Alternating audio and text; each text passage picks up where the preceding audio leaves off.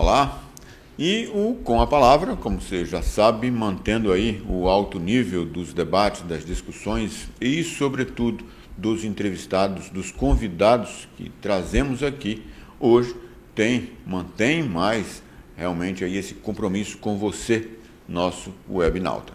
O nosso entrevistado, a quem temos o prazer de representar, é nada mais nada menos que um ex-ministro, deputado federal, ex-coordenador da bancada federal de Alagoas.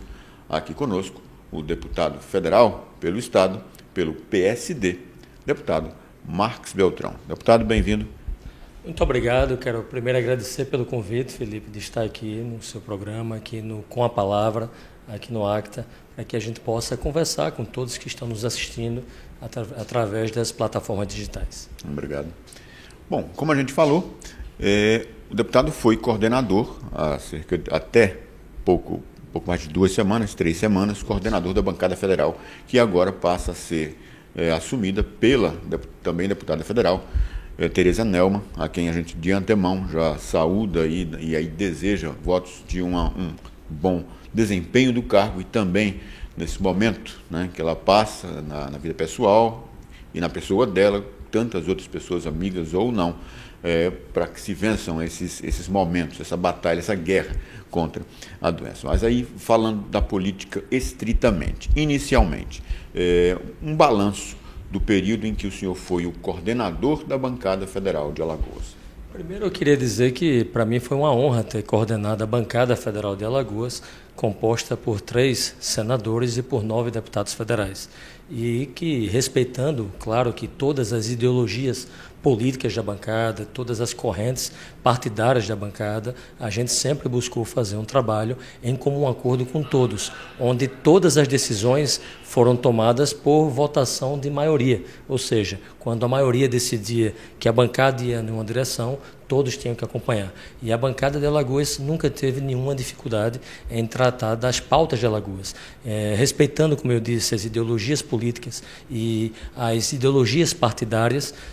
Quando o assunto era Alagoas, nós sempre tomamos decisões de forma conjunta.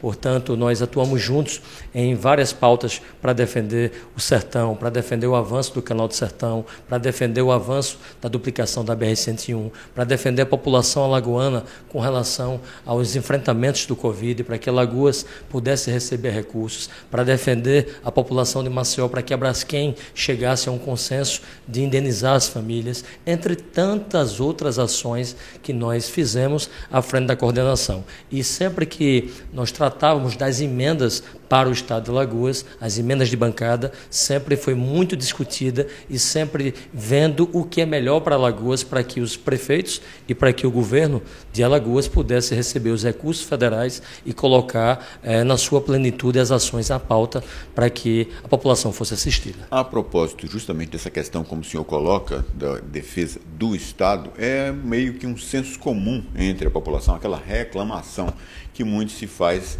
que o pessoal coloca. O senso comum seria mais ou menos esse. Em outros estados se vê bancada unida pelo Estado, aqui em Alagoas é cada um por si, aquela coisa, o pessoal não se une muito, os deputados não se unem muito. Como é que é esse trabalho? O senhor explicou já mais ou menos isso. Como é que é esse trabalho, essa coordenação, né, que cabe ao coordenador? Eu creio, Felipe, que essa prática ela ficou no passado. Ela, de um tempo para cá, a bancada, eu posso até afirmar que na minha primeira legislatura já não teve tanta dificuldade. Eu estou na segunda legislatura, no segundo mandato, e na primeira, que o coordenador foi o ex-deputado federal Ronaldo Lessa, hoje vice-prefeito de Maceió, a bancada já se uniu muito em todas as pautas de Alagoas, a gente discutir com muita proatividade, o Ronaldo é testemunha disso, e nós conseguimos avançar muito aqui no Estado. E nessa legislatura também não tem tido nenhuma divergência. Claro que tem divergências pontuais, em alguns municípios o deputado federal A, ele concorre com o deputado federal B. Em algumas regiões do Estado de Alagoas existe alguma concorrência entre o senador A, entre o senador B. Isso é natural da política, como eu disse, cada um tem a sua ideologia política, cada um defende a sua cor partidária e os seus princípios de trabalho. Mas o assunto Alagoas todos sempre convergiram para o mesmo tratamento, defendendo o Estado como um todo. E não teve nenhum tipo de dificuldade nessa legislatura e também na passada de defender as questões de Alagoas no macro. Ou seja, quando tivemos que dizer não ao governo federal, nós dissemos não ao governo federal. Quando tivemos que dizer sim, nós falamos também o sim. Ou seja, a bancada sempre procurou defender Alagoas em conjunto com o Brasil, mas sempre puxando o quinhão para o Estado de Alagoas. É um cargo efetivo? É cargo ou função? É delegado, ou seja, isso é dado em comum acordo pelos outros, ou é conquistado? Ou é algo meramente ilustrativo? Ela é uma função que funciona mais na comissão de orçamento, mais para as questões orçamentárias e também para discutir os assuntos para defender o Estado nas bancadas do Nordeste, defender nas comissões temáticas, e funciona muito. Mas, na prática, ela serve mais para a comissão de orçamento, para que a gente possa discutir com o governo federal. Às vezes, uma medida provisória editada pelo governo federal pode prejudicar mais um Estado e melhorar mais a situação de outro. Então, é onde entra a coordenação da bancada para levar os assuntos do Estado para que se mude ou não certos tipos de ações que o governo federal vai lançar.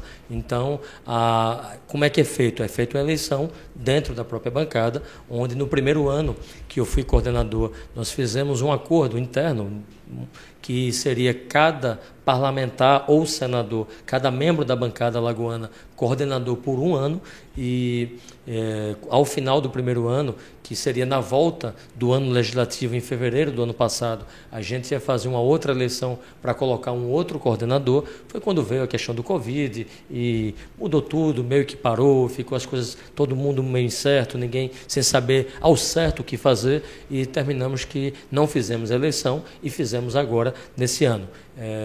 A deputada Tereza Neumann se colocou à disposição, colocou o nome dela para ser a coordenadora. Como ninguém mais colocou o nome, todo mundo votou favorável, e foi decisão unânime de ninguém ter concorrência, de a gente votar e aprovar o nome da Tereza Neumann como coordenadora. Que era justamente esse critério. Só para a gente contextualizar, Alagoas é a 15ª bancada no Congresso Federal em relação ao país, mas no Nordeste é a 5ª e está à frente, por exemplo, de estados como aqui no Nordeste, Sergipe e Rio Grande do Norte, sem contar aí à frente do Mato Grosso do Sul, Mato Grosso, Amazonas, Acre, Rondônia, Roraima e como eu falei, Sergipe e Rio Grande do Norte aqui no Nordeste, ou seja, um peso. A despeito disso, são 12 integrantes. E na casa em que o senhor está, a Câmara Federal, 9. 9, obviamente, que é a realidade. A gente fala só ou é um peso significativo? Ou tem que somar com outros? A bancada vai muito da atuação individual de cada parlamentar. O Estado de Alagoas, cada bancada tem o direito de trazer as emendas de bancada que são impositivas, e isso é igual para todos os estados, e a atuação de cada parlamentar é que faz com que o Estado possa receber mais ou menos recursos federais. Então, isso depende muito da atuação individual da bancada. Ela entra na parte coletiva quando se trata das emendas de bancada e das pautas que diz respeito a todo o Estado, que todo mundo se junta e vai defender junto ao governo federal aquele tema específico mediante a edição de alguma medida provisória ou de algum decreto que o governo possa lançar ou venha discutir com a bancada. Mas a atividade individual é o que mais conta no final para que o Estado possa receber recursos federais. Nós tivemos, ao longo dos últimos anos, alguns membros da bancada de Alagoas assumindo papel de destaque no Congresso Nacional. Nós tivemos o senador Renan Calheiros, que já foi 3 vezes presidente do Senado, e creio que ele possa falar com melhor propriedade tudo que ele conseguiu trazer para o Estado de Alagoas, e sei que foram muitos benefícios. Eu tive também a honra de ter sido ministro de Estado, ministro do Turismo. Tivemos o ex-deputado Maurício Quintela, que também foi ministro da Infraestrutura no governo passado, e no tempo em que eu tive a oportunidade de ter sido ministro, eu procurei trazer muitos investimentos para o Estado de Alagoas. E através de atuação parlamentar, a gente está vendo agora o Arthur Lira como presidente do Congresso Nacional. Espero que ele possa também aproveitar essa oportunidade e trazer muitos investimentos para o Estado de Alagoas. E como eu tive a oportunidade no primeiro mandato ter sido ministro, eu posso dizer, Felipe, que aprendi um pouco do caminho das pedras, de como fazer as articulações necessárias junto ao partido e junto ao governo para prestigiar o meu mandato, trazendo investimentos para o estado de Alagoas. Eu até digo, Felipe, que os parlamentares que ficam apenas trabalhando com emenda é o deputado feijão com arroz, é aquele que tem direito aos 16 milhões de emendas individuais e os cerca de indicação de 20 milhões de emendas coletivas para destinar para o Estado, totalizando em torno de 36 milhões de reais por ano em emendas para trazer para o Estado. E eu costumo sempre, desde quando eu assumi o mandato, eu sempre trouxe mais do que 100 milhões por ano. Então, isso demonstra o quanto a gente, de forma articulada, trabalhando, correndo atrás, dialogando muito com o governo, a gente consegue beneficiar o nosso Estado.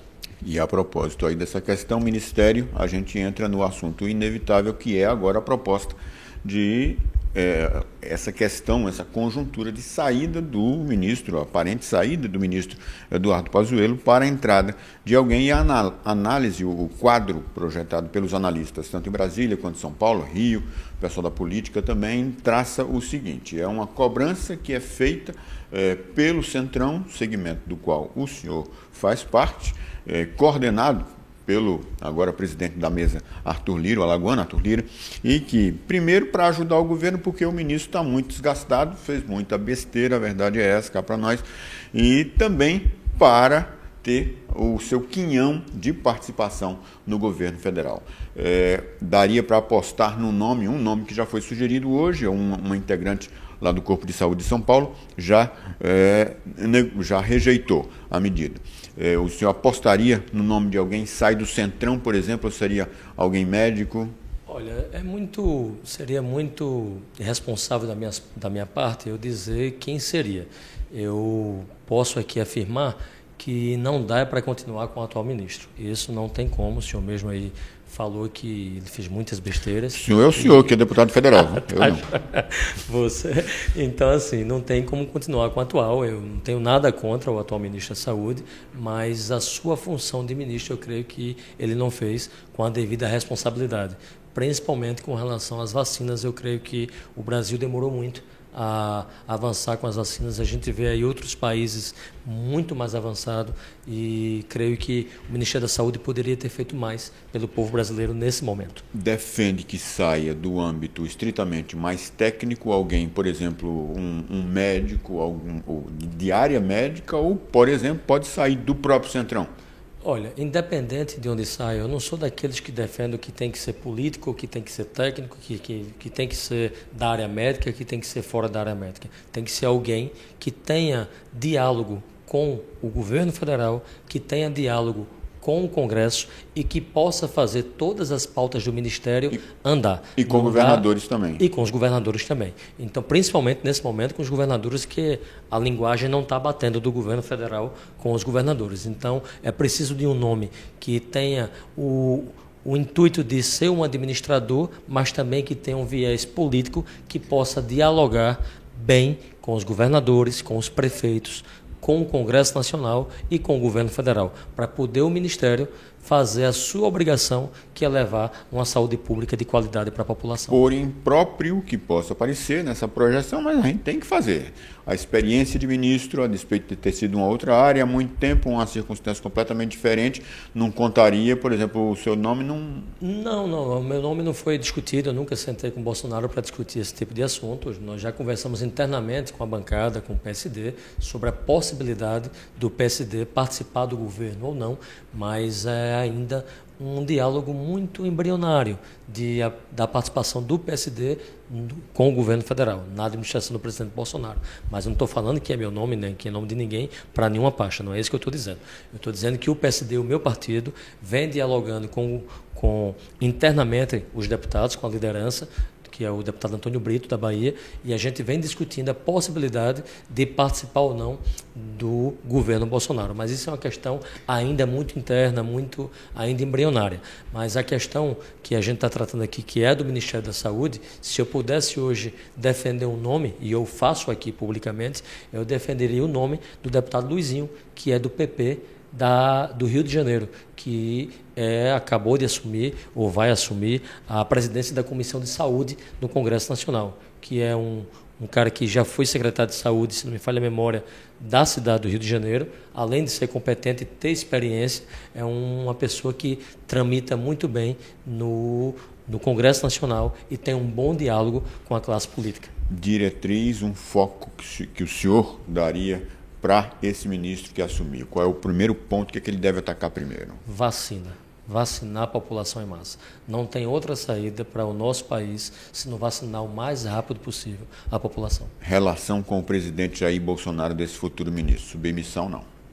Nenhum ministro pode ser submisso. Todo ministro tem que ser parceiro, trabalhar em conjunto, levar as soluções, levar a verdade para o presidente. Ministro submisso é ministro catenga, que só vai lá perto do presidente para estar balançando a cabeça e não consegue avançar em nada. Nenhum ministro pode ser submisso, nenhum secretário de Estado pode ser submisso, nenhum secretário municipal pode ser submisso. Ele tem que levar as soluções para o gestor, para que o gestor possa dar permissão, concordar, não concordar, criar junto as soluções e colocar para a população melhorar.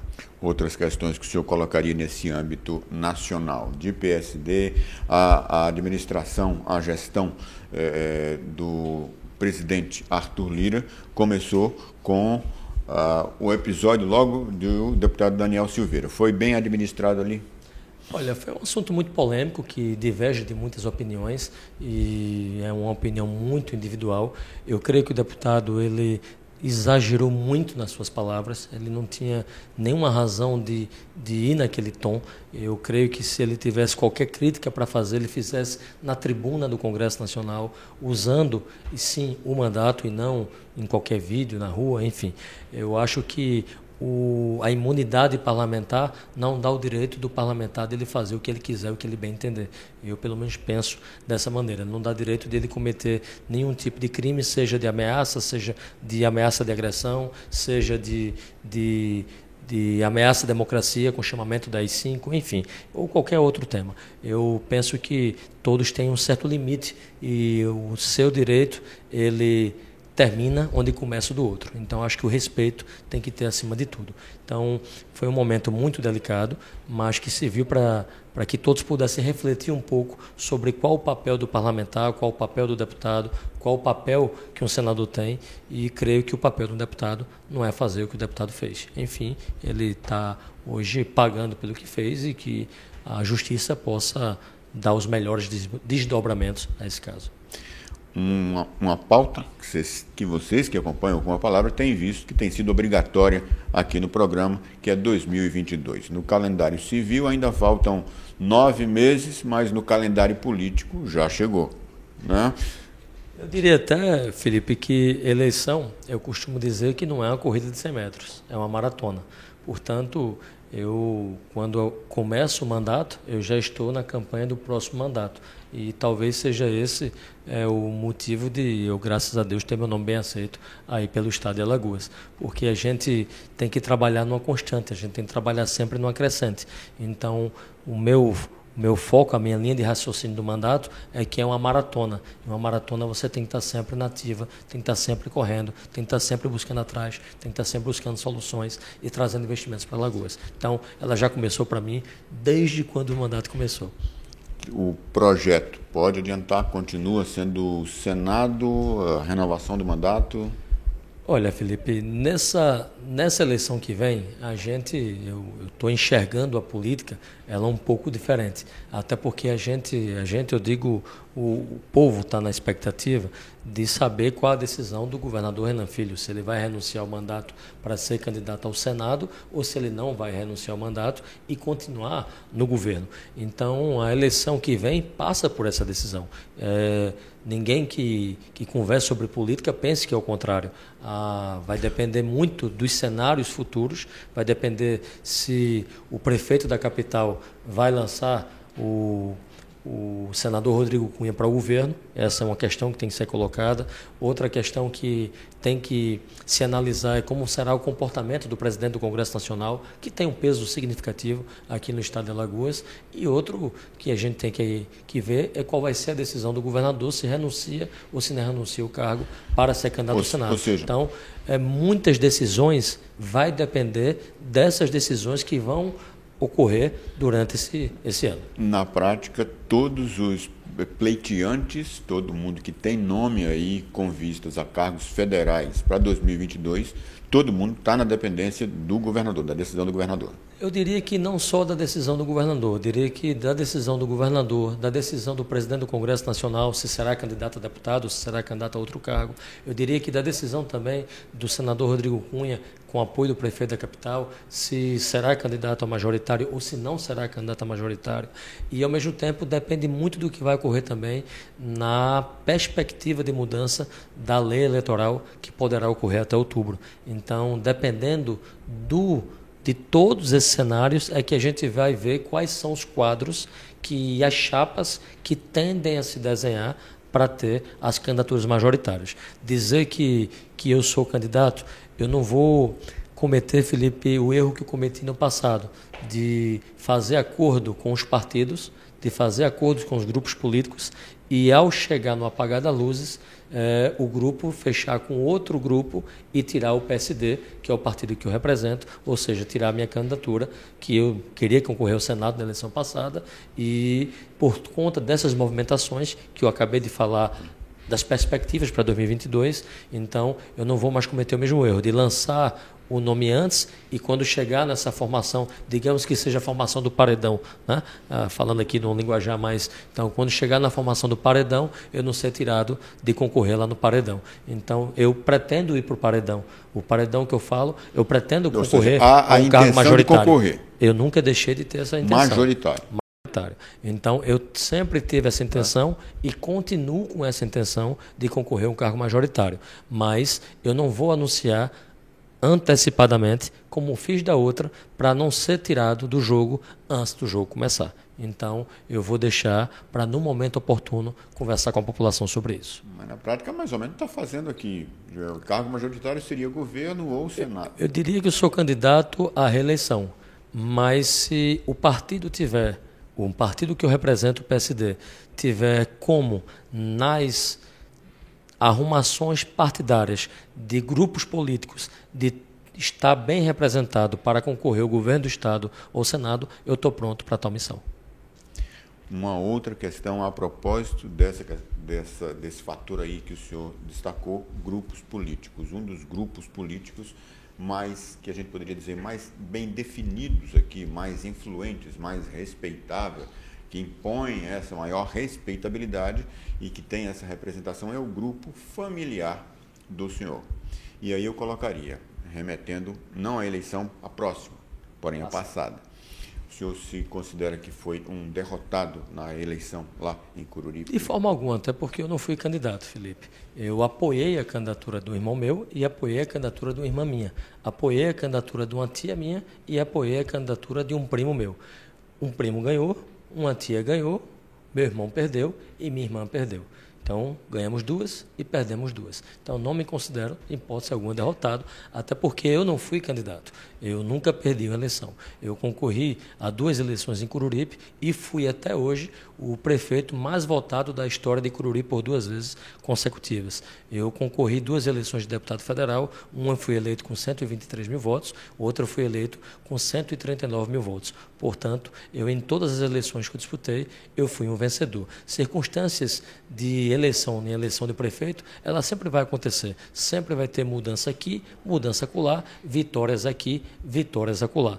Na eleição passada de prefeito, na eleição retrasada, 12 prefeitos dos quais eu apoiei ganharam a eleição. Nessa eleição, 21 prefeitos dos quais eu apoiei ganharam a eleição. Portanto, o meu grupo político está muito mais fortalecido do que foi na eleição passada. Então, na eleição passada, para mim, o resultado final ele foi vitorioso e foi muito satisfatório do ponto de vista do projeto de Estado.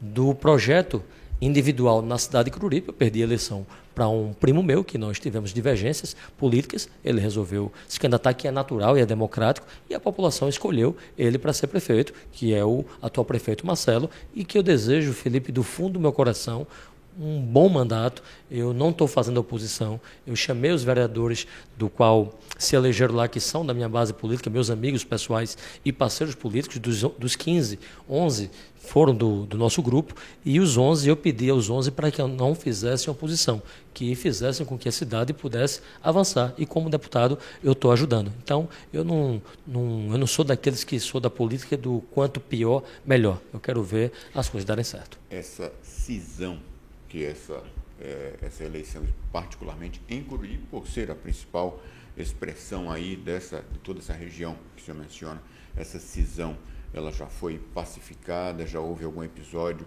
de aproximação do senhor com o ex-deputado Marcelo, atual prefeito? Não, Felipe, nem houve, e se houver vai acontecer naturalmente. Eu não o procurei, eu não liguei para ele, ele também não me procurou, também não me ligou. Ou seja, não tivemos nenhum tipo de contato, nem por telefone, nem por mensagem, nem encontrar pessoalmente, nenhum, absolutamente nenhum. Então, quando preciso tratar de algum assunto da gestão para ajudar como deputado, eu converso com o presidente da Câmara, que é meu amigo, e peço para que ele faça o contato com o prefeito. E se lá na frente a gente tiver que sentar numa mesa para discutir qualquer assunto que seja para a cidade de Cruripe, eu vou conversar sem problema nenhum. Eu não posso colocar os problemas pessoais ou familiares à frente do município. O município está acima de todos nós, e Cruripe é muito maior de qualquer disputa política, seja familiar ou seja disputa partidária. Porém, para encerrar essa questão, algo que fica na cabeça de todo político alagoano, de repente até fora, em todas as regiões aqui do estado, quando se fala da família, da região e especificamente lá. A quem caberá o protagonismo político após a morte do ex-deputado João Beltrão? A quem caberá o protagonismo político dos Beltrão? Veja bem, essa questão, Felipe, ficou uma coisa muito que, eu poderia dizer que muito que folclórica, porque lá atrás o deputado João Beltrão, que é meu pai, que já faleceu, o deputado... A propósito, mais o primeiro contato que estamos tendo aqui... O deputado João Beltrão tinha muito aquele negócio de ser o chefe da família, ele que lá atrás lançou a Rosiane para ser prefeito de Filho Deserto, que lançou o Márcio para ir para Penedo, que lançou o Djalma para ir para Ceabuçu, que lançou o Marcelo para ir para Jequiá, que lançou o Joaquim lá em Cruripe. Então, ele foi, digamos que, quem começou todo esse movimento político, e que a família foi crescendo e fazendo e trabalhando, e a população sempre apoiando, tanto que foram várias e várias e várias vitórias, tanto que quando perdemos, quando eu digo eu, no caso, não a família, porque quem ganhou foi um primo meu. Então, a gente vem fazendo o nosso trabalho, cada um na sua direção. Então, ninguém procurou em momento algum, e nem se procura, e nem eu acho que isso é saudável, de ser o líder, o chefe de uma família. Parece mais uma coisa de organização. Eu não vejo por aí. Eu vejo que a gente tem que procurar a política é do bem, a política é que dá resultado. E independente se é parente, se deixa de ser parente, se é do partido A, se é do partido B. A cabeça da pessoa que tem que estar voltada para fazer o bem. Então, eu nunca procurei ser sucessor de João Beltrão, muito menos ser líder do grupo político. Também não enxergo nem meu tio Joaquim, que foi prefeito e foi deputado, tentando esse protagonismo. Também não enxergo, da parte dos meus primos, ninguém tentando esse protagonismo. Então, acho que isso fica muito numa coisa de meio que folclore, aquela coisa que era antiga, de ter que ter aquele chefe, aquilo isso. Eu não vejo por aí. Eu acho que a política, ela dá espaço para que todos que queiram usar da política para fazer uma determinada atividade de fazer o bem, uma mudança na sociedade, seja como vereador, como prefeito, como deputado estadual, federal, que busque, que vá conquistar a população e trazer os resultados. Então, lá na região sul, para você entender que não tem essa questão comigo, só na cidade de Cruripe hoje tem 2 vereadores que querem ser deputados estaduais. O vereador Mesaque e o vereador Henrique do Chicão, que é diretor do Hospital Francisco Carvalho Beltrão. Então, além do deputado Ivan, que é meu primo, e que tem o meu apoio, tem também o vereador Mesaque, que tem meu apoio, e tem também o vereador Henrique do Chicão, que também tem meu apoio. Então, só na cidade de Cruripe teremos 3 candidatos a deputados estaduais que contam com meu apoio, fora na região como um todo. E eu costumo fazer a política sempre somando, sempre buscando crescer, independente se é família, se deixa de ser família. Então, eu quis dizer isso para mostrar que até na cidade de Coruripe, que é a minha cidade, que eu cresci, que eu nasci, que eu tive a honra de ter sido prefeito, eu não faço questão que seja o deputado da família. Estou apoiando 3 que são da cidade. E vou fazer tudo para que os 3 ganhem a eleição.